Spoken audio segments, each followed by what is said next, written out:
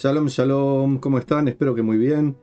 Vamos a responder a esta interesante cuestión que nos planteó Código 7. Dice, con todo respeto, durante los 40 días que Moshe estuvo en Sinai, cuando se dice Dios le contó, ¿alude a una epifanía o relación de tipo trance? ¿Cómo pasa en un profeta, solo que esta última es a futuro? Shalom, shalom. Empecemos casi por el final. Una profecía realmente no significa una visión hacia el futuro. Esa es una de las partes que podría tener la profecía. Realmente la profecía, el Naví, como su propia palabra en hebreo lo indica, es alguien que habla, alguien que dice, alguien que expresa. Mayormente expresa con la palabra, a veces expresa con actos y también quiere decir aquel que expresa lo que no es su propio mensaje. Si bien el profeta pone en palabras lo que él entiende del mensaje, el que da el mensaje es Dios, el eterno, el uno y único, el Dios que no es divisible, el Dios que no tiene hijos ni partes. Dios da un mensaje para alguien a través de otro alguien. Ese otro alguien es el profeta. Un profeta, por tanto, no es alguien que ve el futuro. Parte de su trabajo puede ser decir cosas del futuro y tiene que ser exactas, detalladas al mínimo milímetro. Si por ejemplo alguien viene y dice, hablo en nombre de Dios, el único, el verdadero, y te digo que va a explotar un volcán, eso no es una profecía porque los volcanes explotan. Si dice va a haber un terremoto, eso no quiere decir nada. Pero si dice a las 23:56 va a haber un terremoto de 7,8 en la escala Richter, se va a sentir desde pim a pum y van a morir 753 personas y 28 desaparecidos, y eso se cumple exactamente sin ningún segundo de error, ese es un profeta. No porque vea el futuro, sino porque lo que dice es correcto. A veces, y esto puede llevar a confusión, cuando los profetas existían, hace más de 2000 años que no hay profetas, Dios permitía que el profeta trajera imágenes negativas del futuro como una forma de advertencia y de decirles a la gente, miren que si fuman van a tener cáncer. Después la gente dejaba de fumar y se cuidaba y no tenían cáncer, no quiere decir que era falsa la profecía. Quiere decir que las profecías que tienen un mensaje de un futuro negativo, si está en las manos de las personas cambiar de actitud, de conducta, para que el futuro negativo no se cumpla, entonces si la gente se arrepiente no se va a cumplir. Es lo que le pasó a la gente de Nínive cuando fue el profeta Jonás, y esa gente se arrepintió como bien pudo, hizo un camino de retorno hacia la buena vida que se corresponde con la espiritualidad mágica, y por eso el mensaje de destrucción que había llevado el profeta no se cumplió. Y el profeta sintió que él había mentido, que le iban a sentir como un mentiroso, que había fracasado. Por muchos motivos, no es ahora el tema del profeta Jonás. Pero él sí había visto la destrucción de ese pueblo y también había visto que la forma de resolverlo era avisando que cambiaran de conducta, y ellos cambiaron de conducta y por eso no se destruyeron. Cuando un profeta tiene una visión hacia futuro y la comunica, y esa visión es positiva y dio los detalles exactos, etcétera, se tiene que cumplir. No existe una visión profética positiva que si es positiva que no se cumpla. Así que, ¿cómo pasa en una profecía? Solo que esta última es a futuro. Vuelvo a decir, no tiene por qué ser a futuro.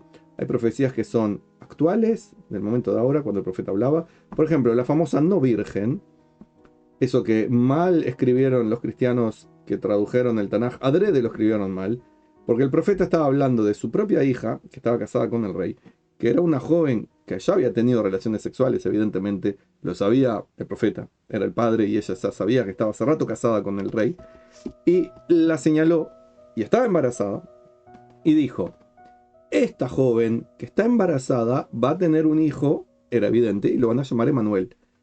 Eso no es una profecía a futuro, en realidad, porque está hablando de algo que está concreto ahí, una joven embarazada, ni virgen, ni era futuro, ni era una virgen que vaya a saber quién es, era la hija del profeta que estaba embarazada en ese momento, se podía ver que estaba embarazada o no, no importa, pero estaba ahí, era algo de este momento, y el futuro era muy cercano diciendo el que van a hacer se va a llamar Emanuel. Eso es una profecía de este momento ahora, está hablando del momento actual. Y hay profecías hacia el pasado, cuando se habla de cosas que pasaron y la gente por ahí no se acordaba o se acordaba y es necesario recordarles. No es un tema de visión del futuro de la profecía, aunque puede tener algo de ello. Lo importante de la profecía es traer el mensaje de Dios, que por lo general es o de esperanza o de cambiar de conducta, porque lo que está haciendo la persona no es, o el grupo, o las personas, o el rey, o quien sea, no es correcto. Pero vuelvo a decir, profecía no existe más en el mundo desde hace unos 2500 años más o menos, no hay más. volverá a ver a pleno en la época mesiánica. Hay algunos atisbos de cosas que pasan en otras épocas, en otros lugares, pasado, presente, futuro, no importa, en otros lugares aquí o en otro lugar o en planos siderales, no importa tampoco eso, pero una profecía no es ver el futuro. ¿Qué pasó durante los 40 días en Sinaí? No sabemos. ¿Por qué no sabemos? Porque Moshe dice algo en la Torá que fue lo que pasó, que estuvo 40 días y 40 noches recibiendo la Torá sin dormir, sin comer, sin beber. Estaba ya en una relación especial con Dios que nosotros no tenemos cómo describirla. ¿Por qué? Porque nadie, ningún otro ser humano pasó esa misma situación. No hay palabras que la puedan describir, igual que no hay palabras para describir lo que es realmente el más allá, ni lo que es la Neshama, el espíritu, ni lo que es Dios. No hay palabras para eso, porque no tenemos experiencias, nadie la tiene. El único que tuvo una experiencia al respecto fue Moshe, y era una experiencia totalmente diferente a todo lo que conocía. Por tanto, pudo decir lo que más o menos él entendía, como sabía que estuvo despierto, sabía que estuvo 40 días y 40 noches conversando con Dios, como uno conversa así con un amigo. Y ahí Dios le contó, ¿qué le contó? La Torah escrita y la Torah oral.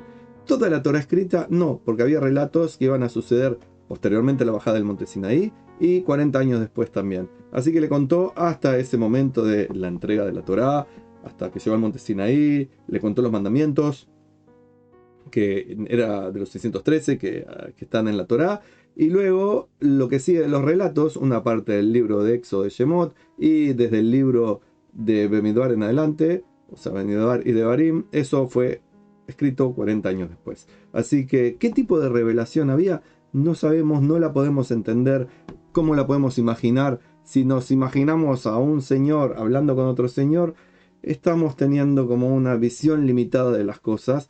Si nos imaginamos como Moshe flotando en el espacio con una charla con Dios, es una visión muy fantasiosa y limitada limitada de las cosas.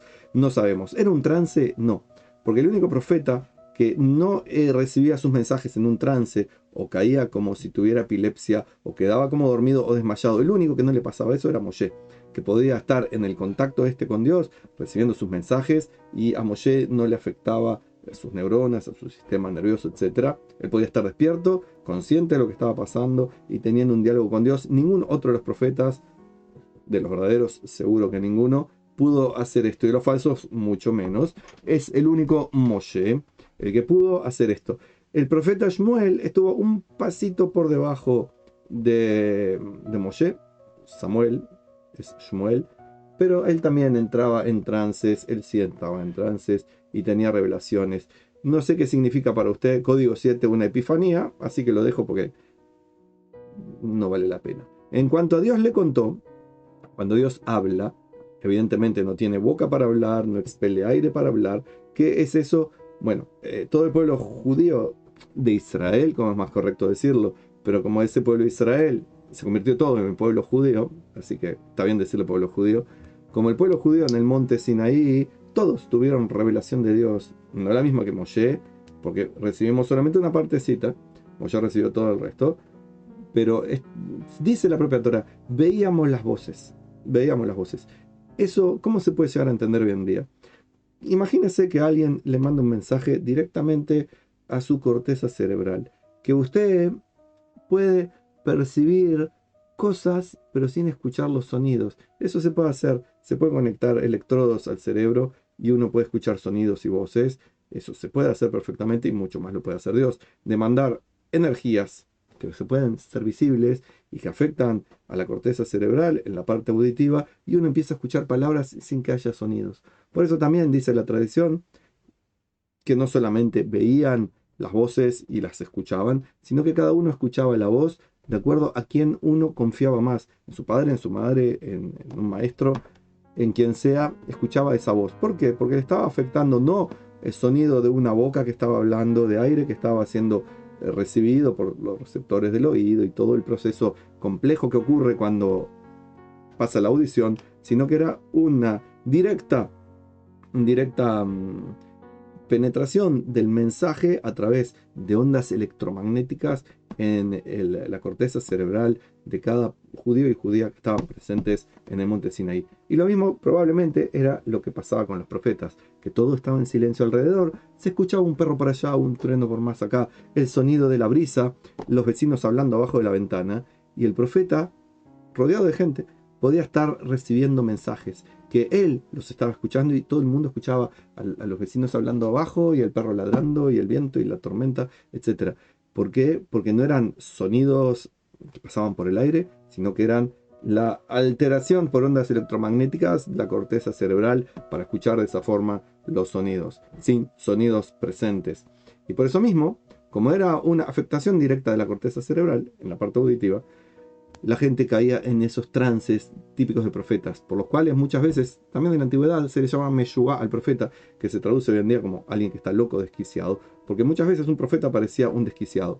A veces por las cosas que decía, que era arrepiéntanse, cambien de actitud, esto que está tan lindo va a ser destruido, si no cambian de actitud, esto que está tan fuerte va a ser débil y destruido, etcétera, cosas que parecen de loco. Y también porque de repente caían al piso en un trance, como si tuvieran epilepsia sin tenerla, y empezaban a convulsionar y la boca quizás le salía como un chorro de saliva o baba, o etcétera, y los ojos se iban para atrás. Era todo como una cosa así, como alguien tuviera epilepsia o algo similar, o un trance como medio místico, y en realidad era una afectación electromagnética del cerebro de los profetas. ¿Dios podía comunicarse de otra manera? Seguramente que sí, pero es el método que usó Dios para comunicarse. Y a veces uno de los niveles más bajos de la profecía, si mal no me recuerdo, Maimónides menciona 11 niveles, uno de los más bajos es a través de sueños.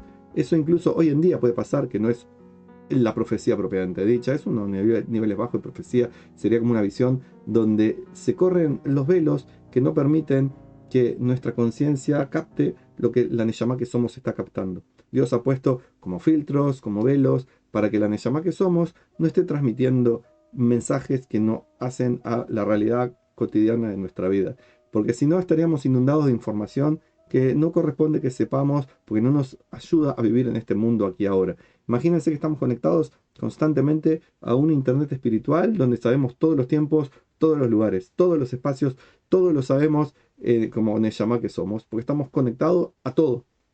Eso evidentemente afecta de manera negativa nuestro pasaje en esta vida. Sería algo así como estar todo el tiempo pendiente de infinidad de cosas y no estar pendientes del aquí y ahora, que es lo que Dios quiere que hagamos. Tenemos aquí y ahora, en este momento, para eso tenemos esta vida limitada aquí y ahora. Nuestra Neshama, eso que somos, está conectada a todo, pero esta persona que estamos siendo ahora, por más que estamos conectados a todos, el filtro está puesto para que seamos conscientes de muy poquitas cosas, de lo que estamos percibiendo en el momento, de aquello que recordamos, de aquello que imaginamos y de muy pocas cosas más. ¿Por qué? Porque el cerebro, una de las funciones que cumple precisamente es ser un filtro. No solamente toda esa infinita información que nos viene de la internet espiritual, sino toda la infinita información que está ocurriendo en este momento a nuestro alrededor. Cuando yo estoy grabando esto, hay un montón de cosas que están pasando en mi cuerpo, fuera de mi cuerpo, alrededor de mi cuerpo. Los ruidos que escucho de más allá de mi casa, que por ahí no salen en el micrófono, las luces que están afectando con sus guiños, lo que estoy viendo en la pantalla mientras grabo este video, todo está afectando, y si me estoy concentrando en cada una de esas cosas que afecta, no podría estar haciendo este mensaje para ustedes. Entonces, la conciencia se enfoca en una cosa, es como la pantalla que me muestra una cosa, y a veces yo tengo una pantalla muy grande, puede estar dividida en dos, y digamos que podría estar medio prestando atención a dos cosas. Pero en realidad tenemos que estar enfocados en lo que estamos aquí y ahora y dejar que toda esa otra conexión de internet fluya. Ya estaremos ahí nuevamente luego de esta vida, no hay apuro. Si nos apuramos, la conexión no va a estar bien nutrida por las experiencias de este mundo.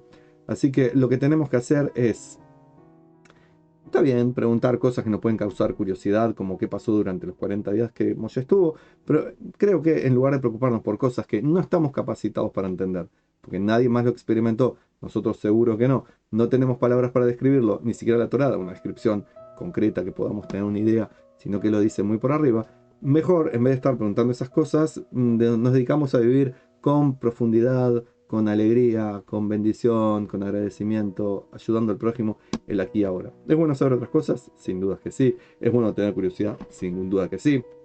Hoy ya ha aprendido Código 7 acerca de qué es un profeta y qué no.